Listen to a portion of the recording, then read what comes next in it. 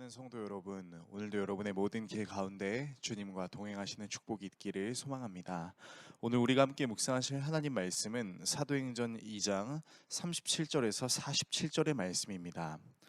그들이 이 말을 듣고 마음에 찔려 베드로와 다른 사도들에게 물어 이르되, 형제들아, 우리가 어찌할꼬 하거늘. 베드로가 이르되, 너희가 회개하여 각각 예수 그리스도의 이름으로 세례를 받고 죄 사함을 받으라. 그리하면 성령의 선물을 받으리니, 이 약속은 너희와 너희 자녀와 모든 먼데 사람 곧 주 우리 하나님이 얼마든지 부르시는 자들에게 하신 것이라 하고, 또 여러 말로 확증하며 권하여 이르되, 너희가 이 패역한 세대에서 구원을 받으라 하니, 그 말을 받은 사람들은 세례를 받음에 이날에 신도의 수가 3천이나 더하더라. 그들이 사도의 가르침을 받아 서로 교제하고 떡을 떼며 오로지 기도하기를 힘쓰니라. 사람마다 두려워하는데 사도들로 말미암아 기사와 표적이 많이 나타나니, 믿는 사람이 다 함께 있어 모든 물건을 서로 통용하고 또 재산과 소유를 팔아 각 사람의 필요를 따라 나눠주며 날마다 마음을 같이하여 성전에 모이기를 힘쓰고 집에서 떡을 떼며 기쁨과 순전한 마음으로 음식을 먹고 하나님을 찬미하며 또 온 백성에게 칭송을 받으니 주께서 구원받는 사람을 날마다 더하게 하시니라. 아멘. 사람들이 교회에 가지 않는 이유는 여러 가지 이유가 있겠지만, 그 중에 가장 큰 이유라고 말할 수 있는 것은 교회에 다니는 사람들이 교회에 다니는 사람 같지 않다라고 느껴지기 때문이라고 할 수 있습니다. 교회 안에서 어떤 종교적 열심이 있긴 하지만 그 종교적 열심이 호감으로 느껴지거나 배울 점으로 느껴지기보다는 교회 안에서의 모습과 교회 밖에서의 모습이 다른 이중적인 모습처럼 비춰질 수 있기 때문이라는 것이죠. 그러나 이런 말에 이렇게 반박하는 사람들도 있습니다. 교회는 사람을 보러 가는 곳이 아니라 하나님을 보러 가는 곳이다. 사람은 모두 죄인이기 때문에 당연히 죄를 지을 수밖에 없다라고 말입니다. 이 말들을 틀렸다라고 말하기는 어렵지만 정확하게는 이렇게 말할 수 있어야 합니다.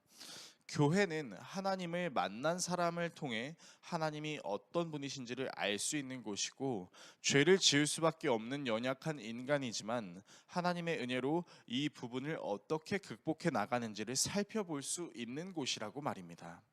즉, 교회는 예수 그리스도의 십자가와 부활로 인해 새로운 피조물이 되었음을 믿고 세상에 증명하는 사람들의 공동체가 될 수 있어야 하고, 그것을 자신의 힘으로 하는 것이 아니라 하나님의 살아있는 말씀으로 해내는 공동체라고 말할 수 있어야 합니다. 오순절 베드로의 설교로 인해 많은 사람들이 그 마음에 찔림 같은 것을 느꼈습니다. 그 찔림은 불쾌함이 아닌 팩트 폭격과 같은 충격이었고, 이들은 이 찔림으로부터 나음을 얻고 싶었습니다. 그래서 베드로와 사도들에게 어떻게 하면 좋을지를 묻고, 베드로는 그들에게 회개하고 예수님의 이름으로 세례를 받고 죄 용서를 받으면 성령을 선물로 받을 수 있게 될 것이라고 말합니다. 이 선물은 하나님께서 부르시는 모든 사람에게 주시는 약속이었습니다. 그렇게 베드로의 이야기를 듣고 세례를 받은 이가 무려 3천 명이었습니다. 놀랍게도 회개한 성도들은 사도들의 가르침에 몰두할 뿐 아니라 서로의 사귐, 그리고 나누는 일, 그리고 함께 기도하는 일에 힘쓰기 시작했습니다. 성전에 함께 모이기도 하고 서로의 집에서 모이기도 하고 순수한 마음으로 기쁘게 신앙생활하며, 이런 모습이 모든 사람들에게 호감이 되었습니다. 그리고 이 호감의 모습으로 하나님께서는 구원받는 사람을 날마다 더해 주셨다라는 것입니다. 오늘의 말씀을 우리의 삶에 어떻게 적용해야 할까요? 물론 교회는 하나님을 만나러 오는 장소가 맞습니다. 그런데 우리는 하나님을 박물관에 전시된 유물처럼 보지 않습니다. 그저 한번 보고 우와 하고 감탄사를 내고 끝나는 것으로 그치지 않습니다. 우리는 하나님을 우리의 삶의 주인으로 봅니다. 영원히 죽을 수밖에 없는 우리에게 영원한 생명을 주실 뿐 아니라 우리의 삶의 목적, 우리의 이 땅에서 어떻게 살아야 하는지에 대한 방법도 하나님이 알려주신다고 믿는 것이죠. 그래서 교회는 우리를 변화시키시는 하나님을 보러 오는 장소라고 말할 수 있습니다. 단순히 특정한 부분만 변화시켜 주시는 것이 아니라 우리를 전 인격적으로 완전히 새롭게 하시는 그 하나님을 보러 오는 장소입니다. 그래서 제대로 신앙생활하면 사실 우리는 작게나마 변화될 수밖에 없는 것이고, 그 변화된 모습에 우리의 의의가 아닌 하나님이 드러날 수밖에 없다라는 것입니다. 비그리스도인들이 교회에 올 수 있는 이유는 그리스도를 드러내는 그리스도인의 모습이라는 사실을 기억해야 할 것입니다. 그리고 이것을 실천하기 위해 억지로 척하는 것이 아니라, 그냥 종교 생활을 하는 것이 아니라 예수 그리스도를 아는 것, 그분을 배워가는 것이 정말 즐거울 수 있어야 할 것입니다. 그렇게 될 수 있도록 예수 그리스도께 나아가십시다.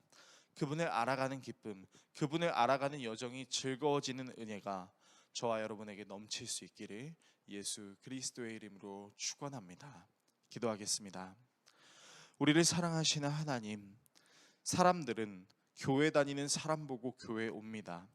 정확하게 이야기하면 교회를 다님으로 하나님을 알고 하나님을 알아가는 여정 속에 변화시켜 주시는 은혜를 드러내는 우리를 보고 교회에 옵니다. 이 사실을 기억함으로 우리의 삶이 하나님을 드러내기에 부족함 없는 삶이 되게 하여 주십시오. 예수 그리스도의 이름으로 기도합니다. 아멘.